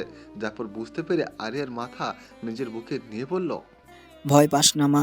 আর আফরান, তুমি শোনো, যখন তখন বাড়ি আসো বা যাও তাতে কোনো মাথা ব্যথা নেই, কিন্তু বাড়িতে ঝামেলা করার চেষ্টা করো না, নয়তো বাড়িতে আসা তোমার জন্য অফ হয়ে যাবে। আফরান জাফরের কথা শুনল কি শুনল না বোঝা গেল না। সে আরের দিকে তাকিয়ে আছে। আরে এবার ভয়ের চোটে ভ্যাবা করে কান্না করে দিল। প্রেমা সামিরা ভয়ে ঢুক গিলছে। আচ্ছা, এখন কি আবার মারবে আরিয়াকে? এটা কোন ধরনের ভালোবাসা? সারাদিন শুধু আঘাত দিবে। নাবিল যেন কিছু দেখছে না, শুনছে না। সে এক ধানে খাবার খাচ্ছে। এভাবে মেয়েটাকে ভয় দেখিয়ে কি মজা পাও তুমি বলবে আমায়? সে তোমার কি করেছে? যাও, এখান থেকে বেরিয়ে যাও। আফরান হাতে কোট ঝুলিয়ে সিঁড়ি থেকে নামছে। আরে আরো ভয় পেয়ে চোখের জল নিয়ে বলল, আমি কিচ্ছু করিনি তো, সত্যি বলছি আমি। জানি মামুনি, তুমি কিছু করোনি, কেঁদো না। এইটার কাছে যাওয়ার কোনো দরকার নেই, আর ভয় পাবে না, আমি আছি তো। আরিয়া জাফরের কথা শুনলো না, সে কেঁদে যাচ্ছে। আফরান কপাল কুঁচকে টেবিলের সামনে আরিয়ার সামনে বরাবর চেয়ারটা টেনে বসলো। সবাই অবাক হলো, বিশেষ করে জাফর। এত বছরে কখনো আফরানকে এখানে আসতে দেখেনি। আজ নিজে নিজে এসে বসে আবার খাবার চাইলো। লতা ভয়ে কাঁপা গলায় বলল, স্যার, আপনি কি পছন্দ করেন সেটা আমি জানি না। আফরান আরিয়ার প্লেটের দিকে একবার চোখ রেখে বলল, হালুয়া সাথে পাউরুটি আর চিকেন। জি স্যার, এক্ষুনি দিচ্ছি বলে লতা এক দৌড়ে কিচেনে গেল।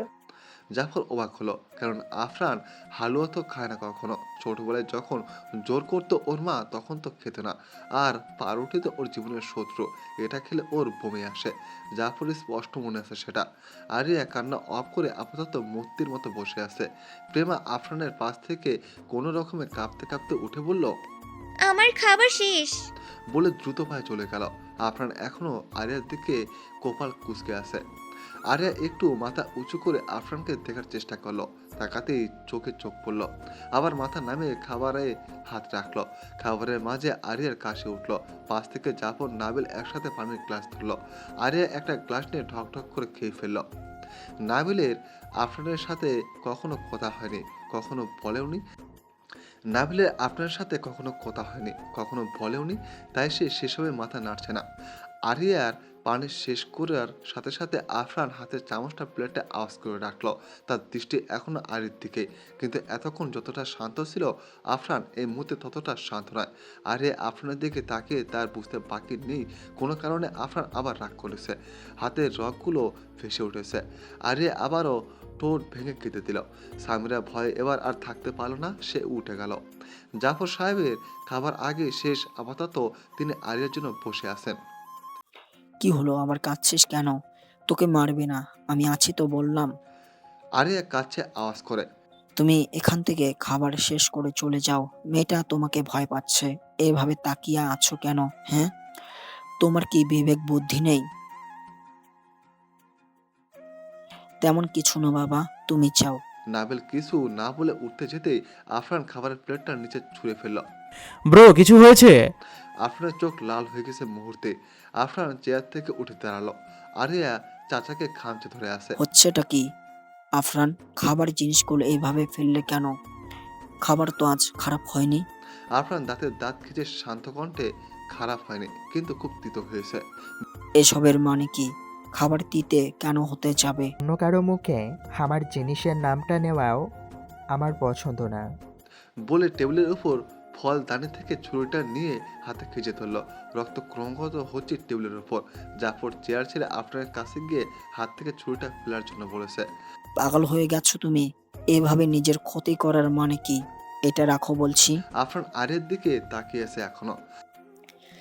সামান্য খাবার দিতে হয়েছে বলে এমন করবে তুমি? তুমি কি পাগল? এটা ফেলো। হাত থেকে রক্ত পড়ছে, দেখছো না? ফেলো বলছি এটা। আফরানের মুখে কোনো কথা নেই। বাড়ির সার্ভেন্টরা এক একজন ভয় কাঁপছে। লতা তো ভয় কান্না করে দিয়েছে। আজ বুঝি তার রক্ষে নেই। খাবার তো সেই বানিয়েছে। আরিয়া কাঁদছে, খুব ভয় পাচ্ছে। প্রেমা এসে আরিয়াকে ধরে ফিসফিস করে বলল, তুই কি অবুঝ? আমি ওপর থেকে দেখছি ভাইয়া নাবিল ভাইয়ার জন্য জেলাস হচ্ছে। তুই একে তো নাবিল ভাইয়ার পাশেই বসেছিস, তার উপর নাবিল ভাইয়ার দেওয়া গ্লাসটায় পানি খেলি, আর খেয়াল করিসনি তোর হাতটা ভাইয়ার হাত ছুঁয়েছিল। এখন আবার নাবিল ভাইয়া তোর নাম ধরেই কথা বলছে, যেটা ভাইয়া সহ্য করতেই পারছে না। আরও কিছু কর, নয়তো শরীরের সব রক্ত এখানেই জোরে মরে যাবে বেচারা। আরিয়া কান্না অফ হয়ে গেল মুহূর্তে। আরিয়া বাকরুদ্ধ। সামান্য এটাতে এমন করবে সে, এটা তার মাথায় আসেনি। কি করবে এখন সে? তার কথা কি শুনবে? আচমকে আরিয়া চেয়ারে বসে ডোন্ট কেয়ার ভাব নিয়ে দীর্ঘশ্বাস ফেলে বলল, চাচা আমার আইসক্রিম খেতে ইচ্ছে করছে। জাফর অবাক হলো। সকাল সকাল আইসক্রিম, তাও অসময় আবদার। মামুনি তোমাকে পরে। আরিয়া জাফরের কথা শেষ করতে না দিয়ে বলল, আমার খুব জ্বর। সেদিন তোমার ছেলে আমাকে মেরেছিল, কিন্তু তোমাকে বলিনি। পরে জ্বর উঠেছে, এখনো ভালো হয়নি, কিন্তু তবুও আমার আইসক্রিম খেতে ইচ্ছে হচ্ছে। আমি খাবো, সেটাও এখন কোনো কথা শুনবো না। আরিয়ার চোখের কোণে জল ছলছল করছে, কিন্তু মুখে অ্যাটিটিউড প্রকাশ করছে। আফরান হাতের ছুরিটা ফেলে চেয়ার ছেড়ে আরিয়ার পাশে দাঁড়িয়ে বলল, কি বললেই? আইসক্রিম খাওয়াচ্ছি তোকে আইসক্রিম? আমাকে রক্তাক্ত অবস্থায় ফেলে তোর খাবার ইচ্ছে জেগেছে না? বলে আরিয়ার বাম হাত শক্ত করে ধরে টেনে উপরে নিয়ে যেতে লাগলো। আরে করছেনটা কি? ছাড়ুন আমায়। আমি আপনাকে ছুরি বসিয়েছি নাকি আপনি নিজেই তো নিজেকে আঘাত করলেন? আমার দোষ কেন দিচ্ছেন শুনি? হুম, আজব। ছাড়ুন আমাকে, আমি আইসক্রিম খাবো। সবাই অবাক দৃষ্টিতে তাকিয়ে আছে। প্রেমা মিটি মিটি হাসছে। এদের দ্বারা সব সম্ভব। কোনটাকে কি দিয়ে সামনে নিল আরু, আজব। চাচা কি হচ্ছে এখানে? আমি তো কিছুই বুঝতে পারছি না। আজকেও মেয়েটাকে সামনে থেকে বাঁচাতে পারলাম না, কিন্তু ছেলেটার হাতটা অনেকখানি কেটে গেছে, তাতেও যেন কিছুই হয়নি। এত পাথর কেন ওর মন? চাচা চিন্তা করো না, আরও না হয় 2-4টা জ্বর খাবে, কিন্তু তোমার ছেলের রক্ত ঝরা তো অফ হয়েছে, তাই না? সেটা কিন্তু আরুর বোকামোর জন্যই হয়েছে। জাফর কি যেন ভাবতে লাগলো। আরে কি করছেন কি? ছাড়ুন বলছি। আফরান কোনো কথা না বলে আরিয়াকে রশিদের খাটের সাথে বেঁধে সামনে বসে আফরান, বল এবার কে কি খাবি বল? কিচ্ছু খাবো না, আমাকে যেতে দিন বলছি।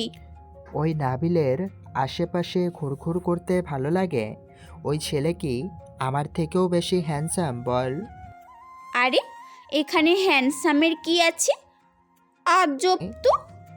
তাহলে ওই ছেলের সাথে কাল থেকে এটিস পেটিস কেন করছিস? হ্যাঁ, কি ভাবছিস কাছে নেই বলে খবর রাখি না? যা ইচ্ছা করুন, কিন্তু আমাকে ছেড়ে দিন বলছি। আমি কি পাগল নাকি? আমাকে এভাবে বেঁধেছেন কেন? তুই পাগল না, পুরাই পাগল। সাথে আমাকেও পাগল বানাস। যত সুযোগ দেই তত অবাধ্য হোস। আপনার কি তাতে? আমি যা ইচ্ছা করব। ঠিক আছে, যা ইচ্ছা কর, গেলাম আমি। সারাদিন এভাবে এখানেই থাকবি বলে আফরান উঠে রুমে ছাড়ল। আফরানকে নিচে আসতে দেখে জাফর বললেন, মামুনি কোথায়? তোমার জেনে কাজ নেই, বলে বেরিয়ে গেল। উপর থেকে আরিয়ার চিৎকার চেঁচামেচির আওয়াজ শুনে সবাই আফরানের রুমের সামনে গেল, কিন্তু হতাশ হলো সবাই। রুম লক করা, এই রুমের চাবি শুধু আফরানের কাছেই থাকে। সামিরা প্রেমা দুজন একে অপরের দিকে তাকে মিটমিট হাসলো। এই পরিস্থিতির সবার সামনে হাসলে ব্যাপারটা খারাপ দেখায়। চাচা এসব কি হচ্ছে? জাফর কোনো উত্তর দিতে পারল না, রেগে বাড়ি থেকে বেরিয়ে গেলেন। আয়ুষ সবার আগেই বাড়ি থেকে বের হয়ে গিয়েছিল। সবাই যাওয়ার পর প্রেমা সামিরা এবার হু হু করে হাসতে লাগলো। তা আরও তোর কি অবস্থা এখন? নিশ্চয়ই আরুকে এখন বেঁধে রেখেছে। আরিয়া ভেতর থেকে বলল, মজা নিচ্ছিস নে, আমারও সময় আসবে। তোর এই মাফিয়া বয়ফ্রেন্ডের মতো আমাদের জীবনেই কোনো বয়ফ্রেন্ড হবে না, আর তোর সময়ও কখনো আসবেও না। প্রেমার কথায় সামিরা হাসলো। আমরা গেলাম, তুই থাক। এখন বাড়িতে তেমন কেউ নেই। সামিরা প্রেমা এই দুজন রুমই গল্প করছে। প্রায় 1-1.5 ঘন্টা পর আফরান আসে। দরজা খুলে ফ্রিজ খুলে কি যেন রাখে। আরিয়া মাথা ঘুরিয়ে তাকায়, আবার মুখ ভেঙচি কেটে অন্যদিকে তাকায়। আফরান আরিয়ার সামনে গিয়ে বসে, আরিয়া অন্যদিকে তাকায়। তুই তো বলেছিলি সব কথা শুনবি। আরিয়া কথা বলল না। আমার কথা শুনতে কি তোর কষ্ট হয় বল? আমি বলেছিলাম সব কথা শুনবো, কিন্তু আপনার মনে পড়ে আপনাকে বুঝবো সেটা বলিনি। আফরান কপাল কুঁচকায়। আমায় যেতে দিন, ভালো লাগছে না আমার। আমার যখন ইচ্ছে যেতে দেব, তোর কথা শুনতে আসিনি। বলে আরিয়ার কপালে হাত রাখলো। হাত নামিয়ে কপাল কুঁচকে বলে, তুই তখন বলেছিলি জ্বর, আমি তো জ্বরের ছিটে ফোটাও দেখছি না। আরিয়া ভয়ে ছোটার চেষ্টা করে, মিথ্যে বলছে এটা বুঝতে পারলে আবার মার খাবে। আফরান কপাল কুঁচকে বলে, মিথ্যে বলছিস কেন? আমার নামে মিথ্যে বলে লাভ কি তোর? বলবো, আগে হাতটা খুলে দিন। আগে উত্তর দে। আগে খুলে দিন। আমার উপরে কথা বলার সাহস কোথায় পেলি? আসমান থেকে। এখন আমাকে ছেড়ে দিন। আফরান এবার বিরক্ত হয়ে আরিয়ার হাত পা খুলে দিল। আরিয়া খাট থেকে নামতে নেয়।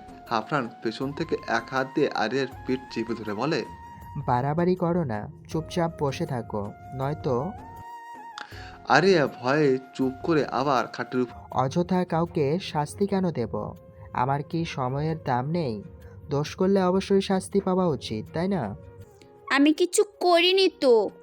আচ্ছা, তাহলে আমি করেছি। হ্যাঁ, আপনি তো করেছেন। কপাল কুঁচকায়। তখন টেবিলে এভাবে রক্ত ঝরালেন কেন? বলে আফরানের বাম হাতটা নিজের হাতের তালুতে নেই। উফ, দেখুন কি হয়েছে। আমাকে শাস্তি দেওয়া হলে আমাকে দিবেন। আমি কি নিষেধ করেছি? আমার উপর রেগে নিজেকে শাস্তি দেওয়ার মানেটা কি?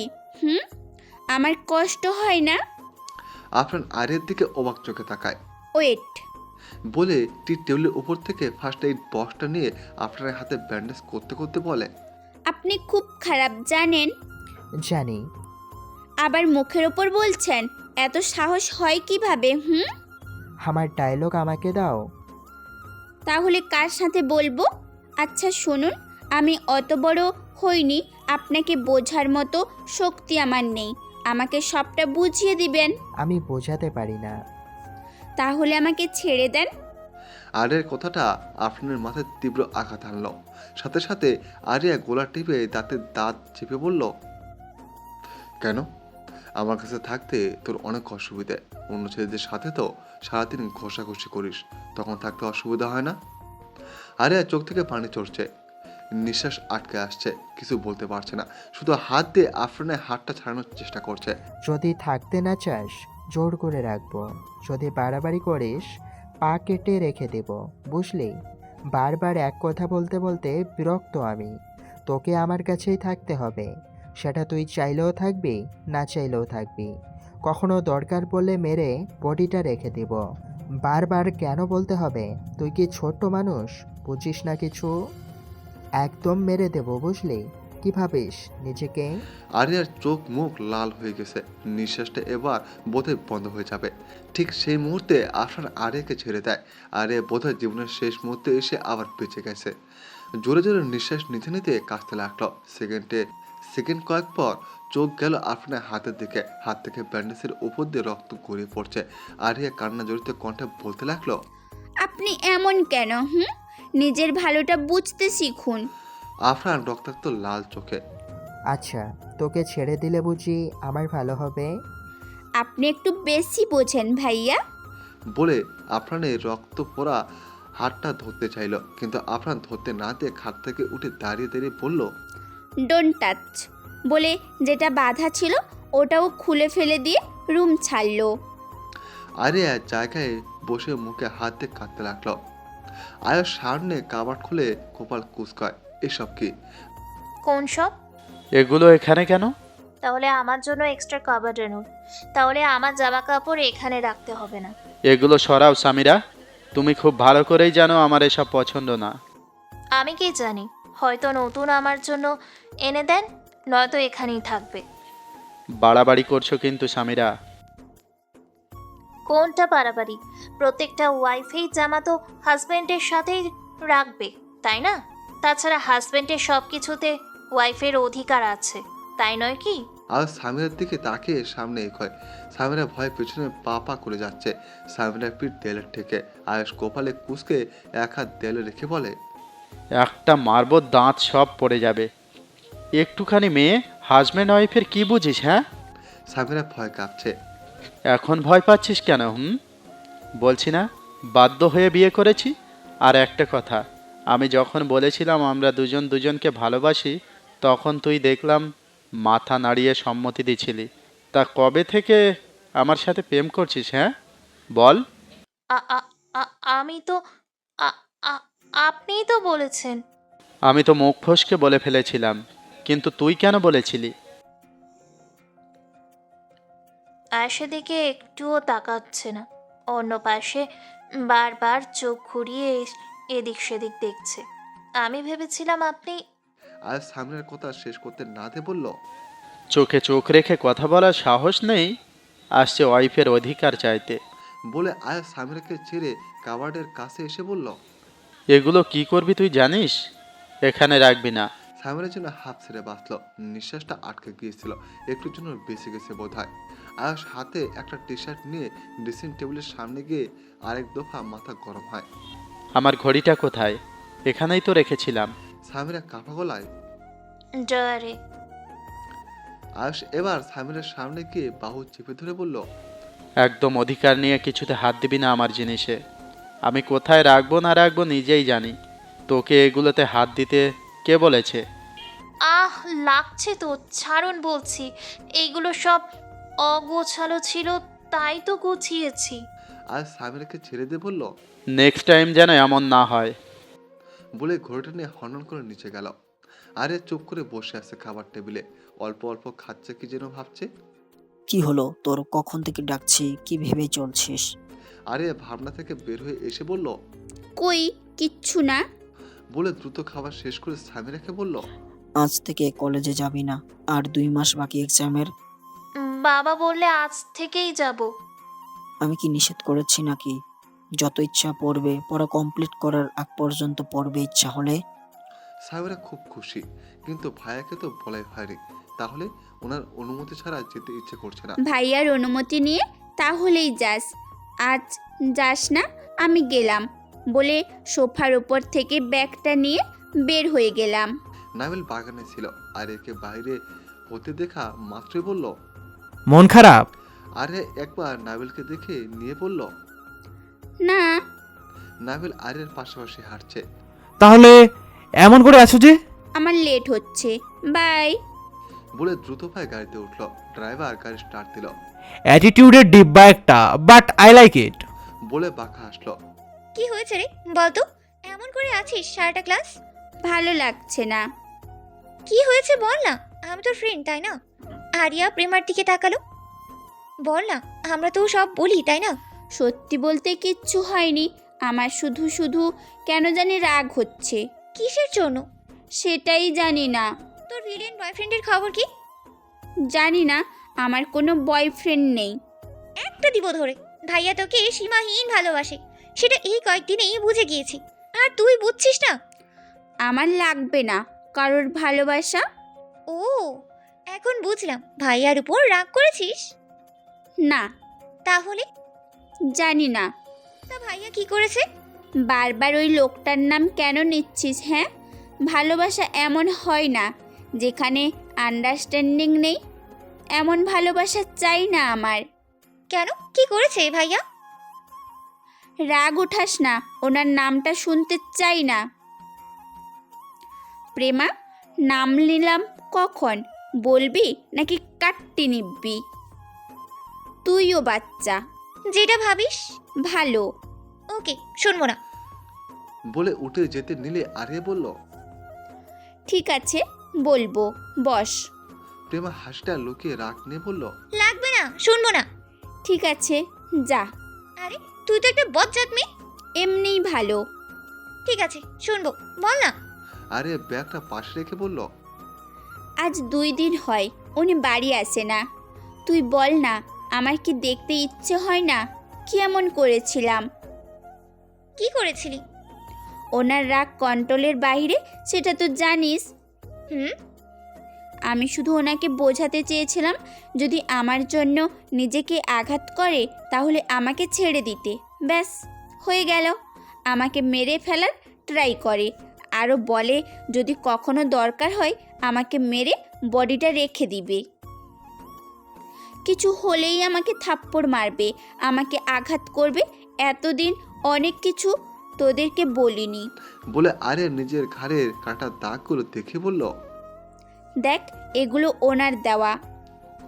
প্রেমা অবাক হয়ে বলল, ইয়েস। এমন পুরো শরীরের কাটা দাগ আছে। বিশ্বাস কর নাই কর, সবগুলো আমাকে মেরে মেরে এমন করেছে। কই, তবুও তো কিচ্ছু বলিনি। আমি তো সব সহ্য করি, তাহলে আমি একটু কিছু করলে উনি কেন আমার সাথে এমন ব্যবহার করে দিনের পর দিন? আমি আর পারছি না, লাগবে না কাউকে আমার, ওনাকে তো নয়। কপালে হাত দিয়ে বলল, হায় আল্লাহ, তুই কি সত্যিই অবুঝ? আজব তো, আমি আবার কি করলাম? দেখ তো, ভাইয়া তোকে শরীরে আঘাত করেছে, কতটুকু করেছে। মরে তো যাসনি, তাই না? অথচ ভাইয়া মানুষ মারতে সেকেন্ড সময়ও নেয় না। আর যেখানে তোর নামটা অবধি কারো মুখে নেওয়াই সহ্য করতে পারে না, সেখানে যদি তুই বলিস ছেড়ে দেওয়ার কথা, সেখানে কি করবে বল? যেখানে তোর সাথে রেগে নিজেকে আঘাত পর্যন্ত করতে 2 বার ভাবে না, রাগটা নিজের শরীরে নিয়ে নেয়, তোকে আঘাত করবেই না ভেবে সেখানে তুই চলে যাওয়ার কথা বলছিস। আর দেখ, তোকে ভাইয়া আঘাত করে, আমার মনে হয় ভাইয়ার রাগের কাছে খুব অল্প। তোর জায়গায় অন্য কেউ হলে এতদিন বেঁচে থাকতো বলে মনেই হয় না। দেখ, তুই ভাইয়াকে নিজের কাজ ব্যবহার দ্বারা কষ্ট দিস, কিন্তু ভাইয়া শরীরে আঘাত করে তোকে কিন্তু কখনো দেখিয়েছিস অন্য মেয়েদের সাথে কথা বলতে? আমার তো মনেই হয় না। ভাইয়া তোকে হারানোর ভয় বেশি করে, তাই তোকে আঘাত করে।